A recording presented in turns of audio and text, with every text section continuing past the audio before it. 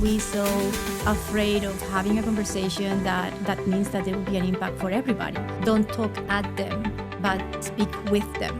Perhaps you cannot influence the what, but you can influence the how. What transpires from the leadership, what questions they ask is typically what's going to tell you what they care about. Flexible, yet consistent. Human-centered. There's a slogan for this episode. It's going to be listen and observe. Amen.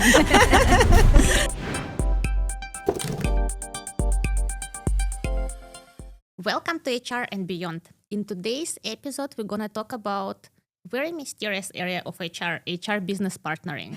The area where some people think we should be strategists or coaches or therapists and occasionally even mind readers. So let's demystify it together with our guest. Today, we are joined by Alexandra Ennis, who is an HR leader and certified coach with a lot of experience in the high-growth tech companies. To name a few, she worked for companies such as Amadeus, Shopify, Grab, and currently she's heading HR team at Murex. With her all experience, she helps leaders to navigate change, growth in a very human-centered way. Alex, welcome to HR and Beyond. Thank you. Thank you for having me. Alex, among our listeners, we have a lot of HRs. So I want to ask you, why do you think it's important for any HR, regardless where they are in the organization, to have HR mindset, business partner mindset? Well, I think that the business partner mindset is what connects the processes and the discipline that you have typically in HR with bridging what we have in HR as a process with the real business needs. I think that the HR business partner is the one that translates and humanizes in a way the processes that we have to run a business, but that it really comes from a place that it speaks to the business and enables them in whatever is the role that they are doing, depending on the function. There are people that specialize specifically in bridging those two parts, just to add context to whatever operations we are running in a business. How did you come into this career and also decided to make a shift, right, from operational administration HR to truly business partnering role? If you can share your story. Yeah, I don't think I ever made that choice, honestly. It just happened. I was in recruitment initially, which I would say if I was doing an operation, that was what I was doing. But because of me, I was very lucky at working at a company that was quite small and was led by the founders, highly specialized people. So because I knew everybody that was coming through the door, at some point to assemble the teams that were going to be deployed in project implementations, they lose track of, okay, who are the guys and ladies that we have here and what's the skill set that we have? So they would pull me into the room and say, hey, Alex, we need an architect, SOA with these and these certifications, and by chance that speaks this language. Do we have that? Mm-hmm. And then I became, I guess, like the memory of the skill set that the company was having. But it was a very transactional thing at the beginning. Oh, yeah, no, we just hired this guy, or this person is joining us in 2 months, and it sounds like the person that has those skills. And then ultimately they would say, they would perhaps make more complex requests like, but if you had to choose one person that is better at soft skills with the client, negotiating with a difficult client, who would that be? Or if you need somebody that is less dominant, or somebody that would mentor people, because you will have a lot of capacity, but you need to train these people. So who would be a more natural mentor to a younger team? So that's, I think, when looking back many years ago, I'm not going to say how many, in my experience, I say, when did I start being a business partner? I think it's when I was holding the role of a recruiter.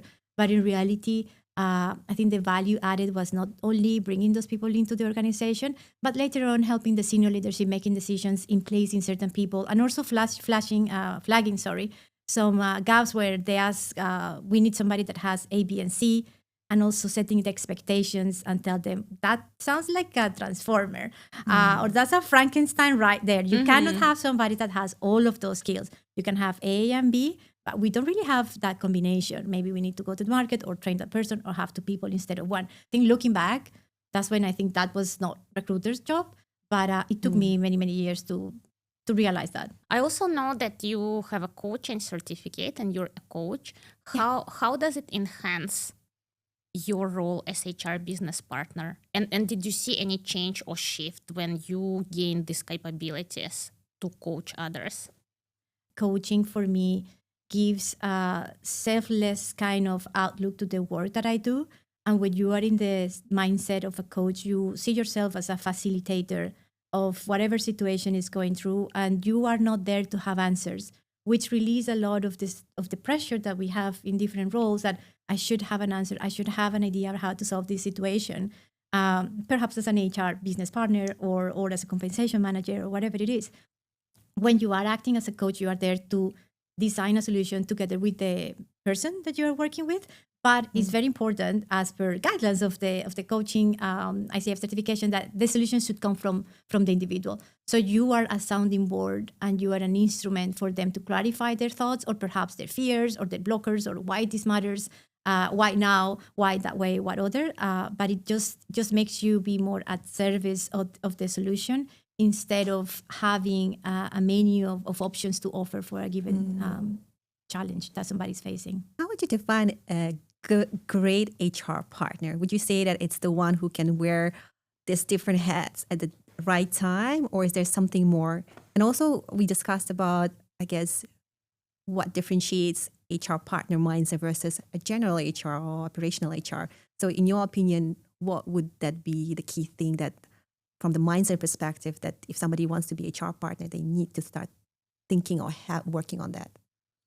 I think the 101 to be an HR business partner is listen to understand and not to respond. I think that we have often the pressure that we should know, we should have the answers, we should have a strategy, we should know, we should simplify all these retention issues so easily and have a presentation day with 15 slides, and that's not how it happens. So the more time you spend understanding the context, and that's why, and you really use your brain power to put yourself in the position of the business stakeholder, understand what's going on, and asking the rounds of questions. And typically, the problem is just a symptom. So it just takes a few rounds of questions to understand really what's the core, what's the trigger, why it's important now, and that gives you more ideas on what are the paths of solution, and then you start co-designing a solution. So I think listening to understand, not to respond, is the first thing. And then with that context, start not being afraid of not having the right answer or asking silly questions, but just playing a little bit. Have you tried this? Have you thought about this? And that's how you engage in building together a strategy that perhaps sounds like, yeah, that's feasible, that's thoughtful with the people, that's aligned with the business strategy, that doesn't consume much of bandwidth, that's something that could be approved at certain levels of the organization. So you start just playing around with different options before jumping into a conclusion. I think that when you have a diagnosis too quickly, you kind of fall in love with that solution, and it becomes you become a little bit blindsided in seeing what could happen, the collaterals as you are going to implement it. So when you keep it flexible and you are not so attached to the outcome, I think it allows you to pivot depending on the business needs and, of course, how people are getting on board, because usually it takes a village to implement any change. In HR business partnering world, there are definitely some polarities and tensions, one of which is usually balance between your business needs and performance and being an advocate for people. So that's usually the challenge my team also comes with. So how would you frame this, protecting the business, helping business grow? And sometimes it means some difficult decisions, right, about people, SG&A, compensation, and being human, having humility and advocating for people. How do you reconcile those two? I try. I hope I achieve in doing that. So I think that one of the mindsets that I use is when I'm speaking with the business or internally with HR, let's say, because you just need to prepare programs and roll out stuff and make guidelines. I try to put myself as I'm representing the business needs / the individual contributor, so both the people and the strategy. And when I am with the business stakeholder, I say I'm representing both. I'm representing the HR guidelines and individual contributor. And when I am with the employee, I am representing both the company in that sense as an overall HR practices as well as the business strategy. So I think that just trying to find the balance. If you kind of fall into the trap of validating the fears and anxiety of people, I think you become unhelpful in a way that you are not helping the person to figure out a way through whatever is not easy for them to digest. But when you show the perspective from whatever triangle is the different standpoint, and and tell them the truth. Like really, I just see that often we are so afraid of being transparent. And I find myself often say, just treat them as the adults that they are. Like we have very intelligent people in this organization, very capable, highly educated, highly achieved individuals. Why are we so afraid of having a conversation that means that there will be an impact for everybody? And just don't talk at them, but speak with them. The truth is that some policies or some measurements just cannot be changed. Exactly. Because a lot of times we're also under global mandates. Exactly. Not necessarily. Perhaps you cannot influence the what, but you can influence the how. And for example, for APAC, that is such a nuanced, fragmented region, you really need to think about the how, because the one size fits half of one location of all the ones that we have. So you really need to think about the how and treating the people as adults in a sense that this is the reality, this is what we are doing it, and take your time to digest and take your time to adapt. And these are the resources that we are putting available to help you with that. And that's the best that I think we can do. Yeah, that's another tension. I always see global and local, how to make sure it's consolidated, right? But you also apply the local context. So I feel that this role is a lot about this bridging, extremes and bridging, right? How you do this. So you worked in a few different companies in Singapore. What are the myths or misconceptions you've met about your role from managers and employees? If you can just name a few, some entertaining ones. Yeah, not only in Singapore, I think in general. And of course, as you say, you always work with like headquarters. So although you work here, you are really interacting with people from many places. I think the most common thing is that people see HR as the policy. Like you hear funny stuff, like if somebody has a beer in a pantry and then, oh, be careful, HR is here. It's like, yes. Okay. I heard even once, it's like, oh, Let's HR is not a friend, HR is enemy. I was HR like, is what? Here. Yeah. So that's one thing. And of course, like, I need to, just thinking that they need to do the processes because for some reason, perhaps HR is just watching until that moment that somebody's going to make a mistake and as if it's something to be enjoyed.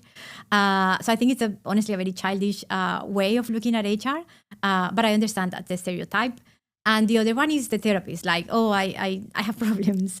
I need somebody to talk to. So I think that, of course, we are always a listening ear. And overall, you would find people in HR that are well-trained to have difficult conversations. And hopefully people feel safe to come to you.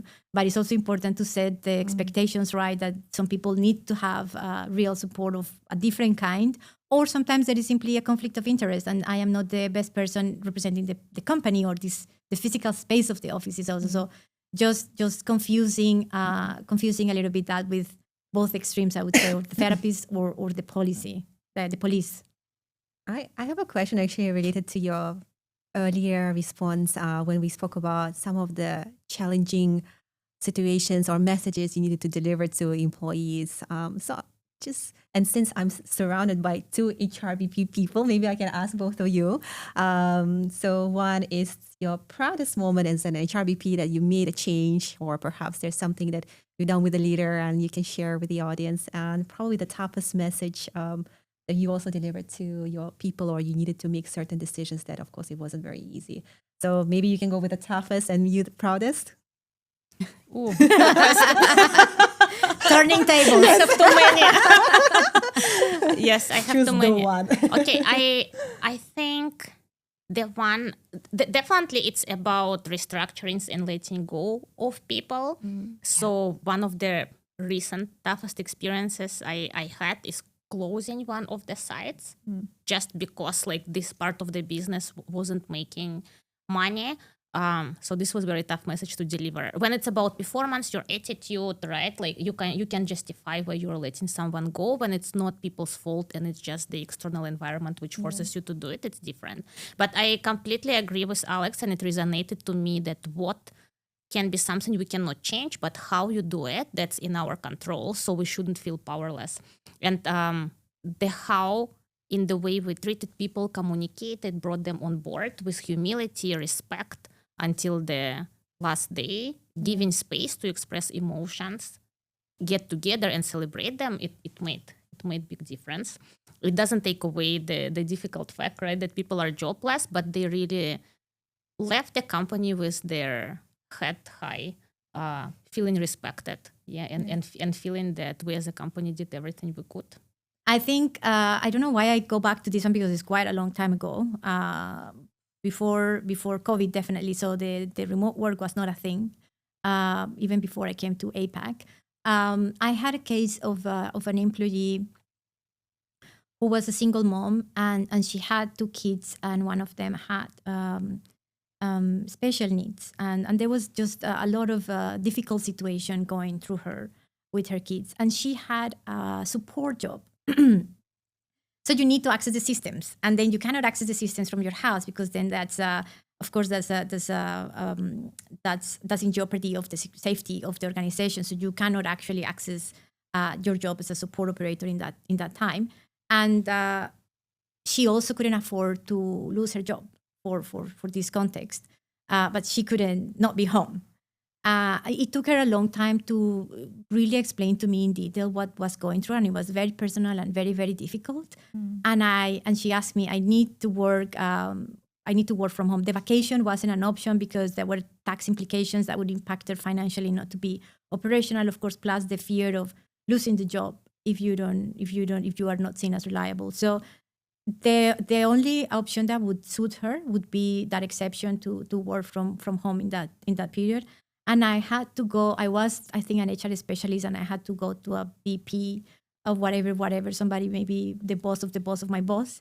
And I just asked him, I need this exception, but of course I was more elaborate, but I basically told him, I need you to give me this, but I cannot tell you why.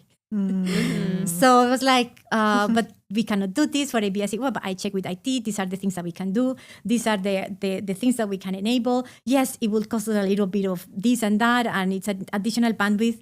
And I cannot tell you why, because I promised to this person that I would keep everything absolutely confidential. And he told me, I trust you that you are taking care both of the business and the people. So sure. And I was very proud that, really? I didn't. I really don't need to say more. No, it's okay. And eventually he said, I don't even want to know who the person is. It's okay. You can manage it as confidentially as you need. And you have my support. So this person was so, of course, that was a very proud moment. But I think like a year later, she came for a family day or something with her kids, and they came and thanked me because I allowed mommy to be home. Like she told them something. Maybe she's the one that enabled me to be home with you. And then they came and thanked me, and I was like, it's just something that really comes quickly. If you ask me, my proudest moment is you would say it's a small impact, but I know for these 3 people meant the world. Yeah. And I'm very proud because of that. That's a very Yes, inspiring story. And your boss is so amazing now to trust. It's great to have people on your side like this.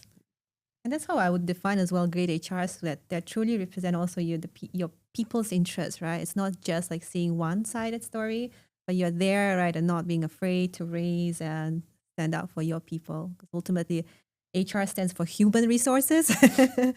And it's amazing. Yeah.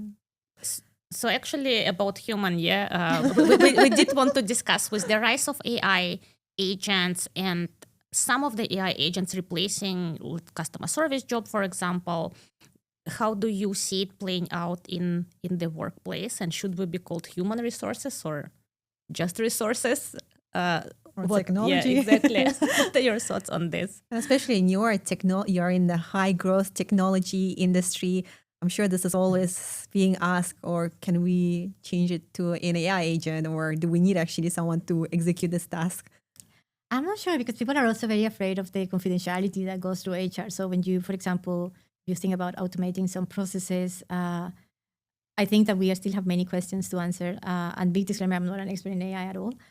So people, I think, are concerned when you start using certain chatbots in terms of how my information is going to be managed. That's one. That's one side of the spectrum. And the other one, how do I know that somebody's actually looking at my case? And that's how you cannot replace the human factor of somebody having that, more personal touch to your situation. Let's say that somebody is asking for an accommodation, for a parental leave, or has any situation that at home implies that they need less work or certain additional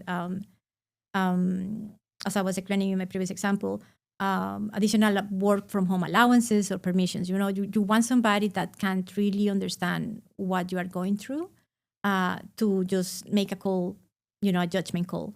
So I think that many things can still be automated, especially everything that goes to the police part of HR. And actually, we just have so many places, like when you have a role as an APAC head, you need to check the policies of 8-10 locations. It is overwhelming to find and understand what are the coincidences. And I think AI is wonderful in that sense, just to consolidate and have a baseline of things that have already been written and to give you quick access to access that information. But in any place that you need, I think, judgment or the context that I've been sharing about the HRBP side and the relationship part, I don't think that's too easy to bridge with technology. Yeah. But I think definitely AI can facilitate a lot of the things. If anything, just give bandwidth to the humans to do more meaningful work in a sense that has to do more with the relationships, with making judgment calls, with understanding the context when the policy needs to be amended, because policies are not static as well, right? You constantly and continuously need to revise guidelines, and not only for the current state, but also anticipating future needs. So that, I think, is best if done from a person that can have a judgment call balancing all of those things. A recent conversation that we had over lunch when you were sharing that depending on the organization, who is actually leading there. So it's not always CEO is the one, but it could be a CFO, right? So if you're talking to CFO, it's probably about cutting costs, being efficient. Then if it's chief product officer, it's about the product that you have. Can you just share about that? I really found it actually quite interesting. And Those hypotheses I make on my own, okay? I love that. New series. I mean, I've worked with companies that are perhaps led by founders, technical people, technical founders, by ex-CFOs or ex-chief commercial officers. And I think that sometimes leaders are not so self-aware about how truly what they care about, what they value, becomes somehow embedded in the culture of the company implicitly and without you truly noticing. Because, of course, you try to anticipate what gets approved, what doesn't, and all of those things roll up to what the head values, right? So when you are in an organization that is led by somebody that has a stronger background in commercials, probably the way we sell, how many locations we are, what is the revenue that we are having. These are the kind of things that they are going to be asking all of the time. Whereas if you are going to, if you work with more financial-minded leading, it's going to be more efficient, doing less with more, having very clear your numbers, but not so much from the outside perspective, but more internally. The auditing is sparkling clean, like everything is in place, because that's what is valued. And of course, that gets cascaded in how you even do performance for your people. And then you, for example, being structured and being organized, probably is going to become something that is more asked for employees if you are led by a function like a finance person, that clarity and structure and transparency and knowing where you have everything, it's fundamental. Whereas in a commercial one, having perhaps more organic ways or creating ways of, increasing your client base, it's okay. You don't need to be so tidy. You just need to be very resourceful. Yeah. And I think that really permeates. And the technical and the product is, when you are obsessed with building the best product, you are really laser focused on having people that are only adding to that specific mission. And you kind of fall in love with creating the best of it. And then you lose sight a little bit of the commercial or the financials or the people itself. But again, that's just my hypothesis and my personal experience. And that really shapes the way you do HR. And one of the things that I think I've put myself into more intentionally, as I have become wiser with the years, is understanding more about who is leading the organization. Because I know that sooner rather than later, that is going to be that's going to impact how I do my work. So understanding what people value, what's important to them, it becomes to me more important than any employee handbook or any values that you have for the company or any guidelines that you have. I think those are complementary and the formalization, but truly what transpires from the leadership, what questions they ask is typically what's going to tell you what they care about. And that's what you should focus on. Yes, the lesson is listen and observe. Yeah, and I think it's applicable to even any employee, right? Just understand your manager, what's their agenda, right? How you can add value. So it's pretty much the same concept as what you mentioned. Yeah, I love it. All right, we're reaching the end. So we have 5 questions. So I want to actually ask both of you, if you don't mind. Turning tables again. Yes. I'm getting ready. This is, I think it would be interesting, 2 different perspectives. So I have 3, 4 questions, and you can just give a short answer to that, whatever comes to your mind. Let's start with Alex. One word that describes great HR today. Can it be 2, or I can just put a line in the That's okay. middle? I think flexible yet consistent. I need to answer. One, great HR, human-centered. I like that. Second question. One habit every HR professional should build. Nadia, we'll start with you. Listen. I just talked about it. Listen and observe. It will give you a lot of insights. Yeah, that would be my slogan. If I had a HR tattoo, it would be listen to understand, not to respond. Yeah, we have a match here. Yeah. Okay, next one. A misconception about HR that needs to disappear. I think you talked about that earlier, so maybe I'll go to you. I think that probably that people problems are problems for HR. Because I truly believe that people problems are problems for leader. And then we as HR should help leaders be equipped to deal with those. All right, one last one. One piece of career advice you would give your younger self. I don't know if this is politically correct, but I just don't stay in toxic places once you realize they are. I mean, I think that sometimes you are raised or educated with a mentality of trying hard and not giving up, and and just making things work out and just the scarcity of the opportunities are to be considered. And all of that is true, but I think there is a balance that I don't think we were raised with the same emphasis on. Is what are you compromising to pursue that, or for that persistence? What is it costing you? And I think when you realize what are your personal values, which is something that really helped me at some point in my career. And if you are in a place, I don't need the working place to be aligned with my personal values, but it cannot go against them. Yeah. Because then that's a boundary that, I occupy a role, but I'm also a person and I'm here for growth and for learning, to enrich my own experiences as a person in this company. So if there is an environment that is in total friction with what I value as a person, I know that's not the right place for me. And I say it's for me because it can be for others. So it really depends on what works for you. Yeah. So perhaps I would rephrase the toxic environment, because I think that can be a generalization, and just toxic for me, and not just identifying that and making sure I am not compromising something fundamental to me for a job. Interesting when you mentioned that. I have this phrase that I like to tell myself and others, is that, and I imagine myself standing at a bus stop and seeing a lot of buses coming through, and it might be the right bus for you. You just need to wait for it. And if it's not the right bus, you can just leave that bus and find the right one. It wasn't meant to be. Yeah. Younger self. I would say to myself, learn business first, then HR. Well, thank you, ladies, for all your answers. This has Next been time, amazing. I'm grilling you. Revenge. This was very interesting. Thank you so much, Alex, for your time. And if there's a slogan for this episode, is it going to be listen and observe? Amen. Thank you. Thank you very much for having me. That's all for today's episode of HR and Beyond. Please subscribe, follow, and recommend us to your friends and colleagues. We would love to hear your thoughts or questions. Connect with us on LinkedIn or send us a message. As we say in Kazakhstan, Alga, which means onward. Take care, and until next time.